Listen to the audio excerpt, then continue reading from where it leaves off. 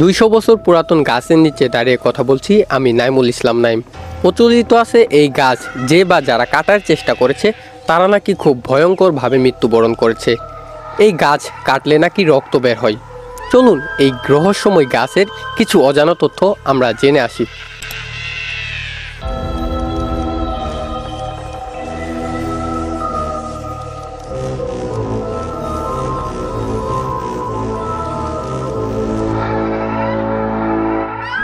এই গাছটা কাটতে অনেকজনে মারাও গেছে এবং কি গাছটা অর্ধেক কাটার পরে গাছ দিয়ে অনেক রক্ত ঝরছে, ঝরার পরে গাছটা যে কিনছিল সেও মারা গেছে। যারা গাছটা কাট পেরাইছিল অর্ধেক কাছে তারাও মারা গেছে। এই গাছটা কাটলে রক্ত আসে। এই যে দেখা গেছে যে কাটপার গেলে করাত মাছ ভেঙে জায়গা, ওই যে অনেকবারে যে বসে আমার মা ছিল ওরা ভাঙতে যায় কাটতে যায় করাত মাছ ভেঙে গেছে, গাছে করাত দেয় ফ্যাস দিলে রক্ত বের হয়। এই পর্যন্ত আমি জানতাম। জামালপুর জেলার ইসলামপুর উপজেলার শিয়াজাবাদ ইউনিয়ন পরিষদের পেছনে দাঁড়িয়ে আছে এক পুরনো ও রহস্যময় শিমুল গাছ।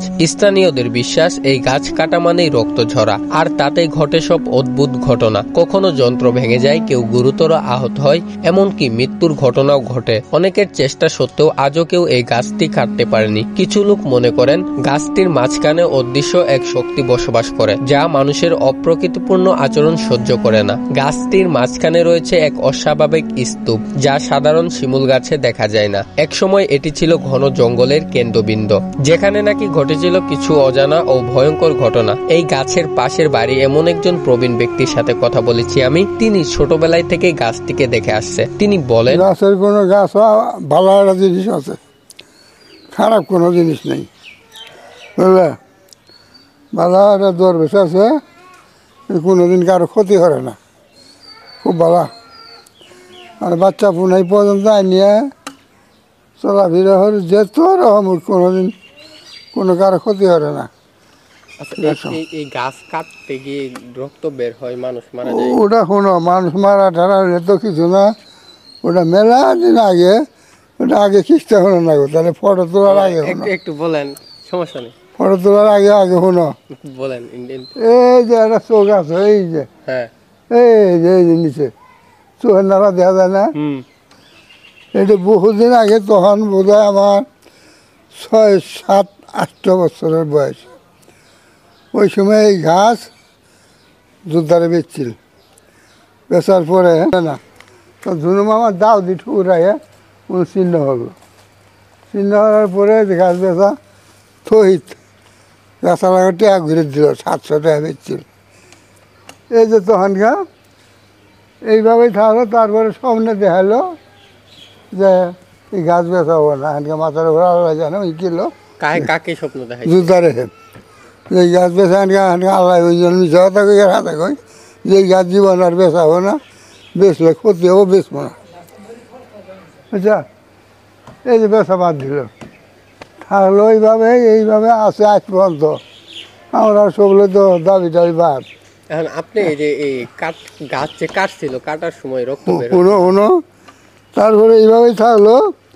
তারপরে গাছের ওইটা আল্লাহ ঘুরিয়ে গেল, ওখানে ভয় দেওয়া যায় যে গাছের তোরা কাটলে ক্ষতি হবো। পরে টেয়া ঘুরিয়ে দিল, দেওয়ানোর পরে গেল গা। জানো এই অবস্থা আজ পর্যন্ত চলতেছে।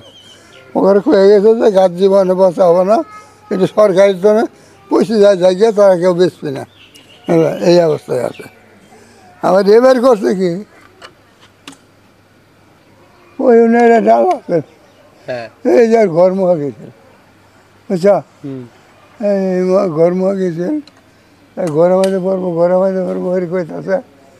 কোয়ানোর পরে এই ডরে ঠেলা এই বোধহয় পূজার 2-4 দিন আগে ডরে আর নেই, কইলো কি বলে আমার ডালটা কাটি দে।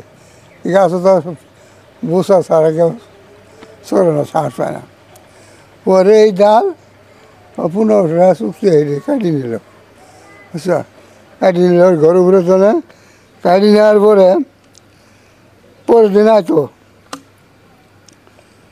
আমার সামনে দেখাইতেছে, কইলে চাষা যেন বড় গরু গাড়ি যাই, বুঝছা, গরু গাড়ি রাত বয়েছি, বুড়া কালা মোটা হয়েছি এই মানুষ।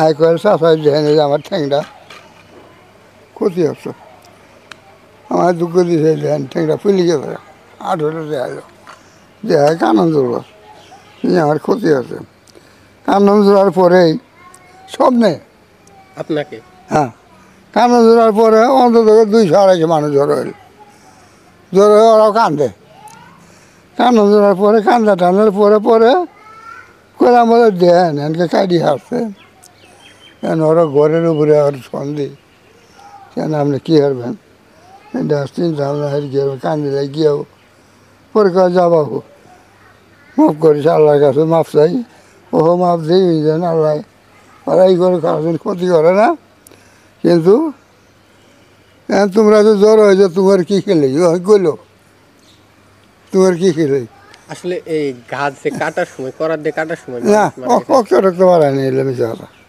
যাই হোক এটা আসলে প্রচলিত একটি গল্প। ওটা আন্দাজি গপ কারণ মানুষ মরে নাই ওক তো কেউ দেহ নেই 200 বছর